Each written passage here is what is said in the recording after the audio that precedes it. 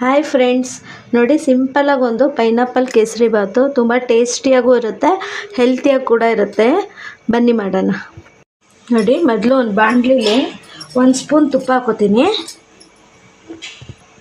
ನೋಡಿ, ಗೋಡಂಬಿ ಹಾಕ್ಕೊಂಡು ಫ್ರೈ ಮಾಡ್ಕೊತೀನಿ. ಸ್ವಲ್ಪ ಚೆನ್ನಾಗಿ ಬ್ರೌನ್ ಆಗಬೇಕು, ಅಲ್ಲಿವರೆಗೂ ಫ್ರೈ ಮಾಡ್ಕೊಳ್ಳಿ. ಸ್ವಲ್ಪ ದ್ರಾಕ್ಷಿ ಹಾಕೋತೀನಿ. ದ್ರಾಕ್ಷಿ ಹಾಕ್ಕೊಂಡು ಫ್ರೈ ಮಾಡ್ಕೊಳ್ಳಿ. ನೋಡಿ, ಇಷ್ಟು ಫ್ರೈ ಆದರೆ ಸಾಕು. ಇದೊಂದು ಪ್ಲೇಟಿಗೆ ತೆಗಿತೀನಿ. ನೋಡಿ, ಈಗ ನೋಡಿ ಅದೇ ಬಾಣಲಿಲಿ ನಾನು 1 ಕಪ್ ರವೆ ತೊಗೊಂಡಿದ್ದೀನಿ.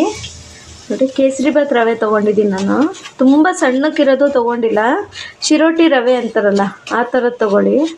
ನಿಮಗೆ ಟೇಸ್ಟ್ ತುಂಬ ಚೆನ್ನಾಗಿ ಬರುತ್ತೆ ಕೇಸರಿ ಬಾತ್ಗೆ. ನೋಡಿ, ಚೆನ್ನಾಗಿ ಸಿಮ್ಮಲ್ಲೇ ಒಂದು 5 ನಿಮಿಷ ಚೆನ್ನಾಗಿ ಫ್ರೈ ಮಾಡ್ಕೊಂಡಿದ್ದೀನಿ ರವೆ. ನೋಡಿ ಎಷ್ಟು ಚೆನ್ನಾಗಿ ಅರಳಿದೆ. ಚೆನ್ನಾಗಿ ತುಪ್ಪ ಹಾಕ್ಕೊಂಡು ಫ್ರೈ ಮಾಡ್ಕೋಬೇಕು. ನಿಮಗೆ ಘಮ ಘಮ ಸ್ಮೆಲ್ ಬರಬೇಕು, ಅಲ್ಲಿವರೆಗೂ ಫ್ರೈ ಮಾಡ್ಕೋಬೇಕು. ಹೈಯಲ್ಲಿ ಮಾಡ್ಕೋಬೇಡಿ, ಸೀದೋಗುತ್ತಿದ್ದು. ನೋಡಿ, ಇವಾಗ ಒಂದು ಪ್ಲೇಟಿಗೆ ನಾನು ತಗೋತೀನಿ. ನೋಡಿ, ಅದೇ ಬಾಣಲಿಲಿ ಇನ್ನೊಂದು ಸ್ವಲ್ಪ ತುಪ್ಪ ಹಾಕ್ಕೋಬೇಕು. ತುಪ್ಪ ಹಾಕಿದ್ಮೇಲೆ ನೋಡಿ, 1 ಕಪ್ಪಷ್ಟು ನಾನು ಸಣ್ಣಕ್ಕೆ ಪೈನಾಪಲ್ ಕಟ್ ಮಾಡಿ ಇಟ್ಕೊಂಡಿದ್ದೀನಿ. ಚೆನ್ನಾಗಿ ಫ್ರೈ ಮಾಡ್ಕೊಳ್ಳಿ ತುಪ್ಪದಲ್ಲೇ. ಅದೊಂದು ಸ್ವಲ್ಪ ಸಾಫ್ಟ್ ಆಗಬೇಕು, ಅಲ್ಲಿವರೆಗೂ ಫ್ರೈ ಮಾಡ್ಕೋಬೇಕು. ಪೈನಾಪಲ್ನ ಬೇಗನೆ ಇದಾಗುತ್ತದು, ಸಾಫ್ಟ್ ಆಗುತ್ತೆ.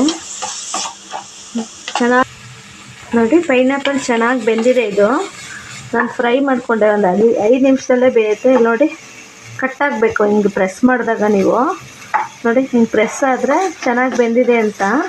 ಇವಾಗ ನೀರು ಹಾಕೋತೀನಿ. ನೋಡಿ, ಇದೇ ಮೆಜರ್ಮೆಂಟಲ್ಲಿ ನಾನು ರವೆ ತೊಗೊಂಡಿದ್ದೆ. ಇದರಲ್ಲಿ 2 ಕಪ್ಪು ನೀರು ತೊಗೋತೀನಿ. ನೋಡಿ, 2 ಕಪ್ ನೀರಿಗೆ ಇವಾಗ 1 ಚಿಕ್ಕ ಗ್ಲಾಸಷ್ಟು ಹಾಲು ಹಾಕೋತೀನಿ.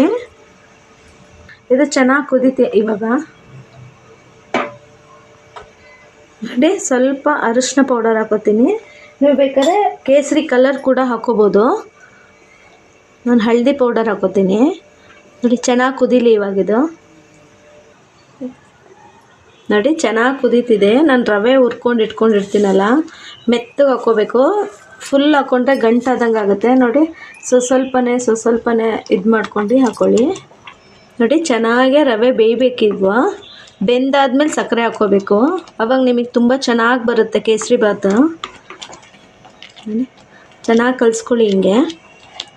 ಈ ಟೈಮಲ್ಲಿ 1 ಸ್ಪೂನ್ ತುಪ್ಪ ಹಾಕ್ಕೊಳ್ಳಿ. ನೋಡಿ, 1 ಸ್ಪೂನ್ ತುಪ್ಪ ಹಾಕೋತೀನಿ. ತುಪ್ಪ ಹಾಕ್ಕೊಂಡು ಚೆನ್ನಾಗಿ ಕಲಿಸ್ಕೊಳ್ಳಿ. ನೋಡಿ, ಚೆನ್ನಾಗಿ ರವೆ ಬೆಂದಿದೆ. ನೋಡಿ, ಒಂದು ಸ್ವಲ್ಪನೂ ಕೆಳಗೆ ಅಂಟ್ಕೋಬಾರ್ದು. ಆವಾಗ ನೋಡಿ, ಅದರಲ್ಲೇ ಅದೇ ಕಪ್ಪಲ್ಲಿ 1 ಕಪ್ಪು ಸಕ್ಕರೆ ತೊಗೊಂಡಿದ್ದೀನಿ.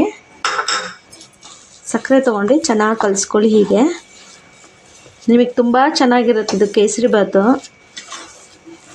ಕಲಿಸ್ಕೊಂಡು ಅದು ಆ ಬಿಸಿಗೆ ಕರ್ಗೋಗ್ಬಿಡುತ್ತೆ.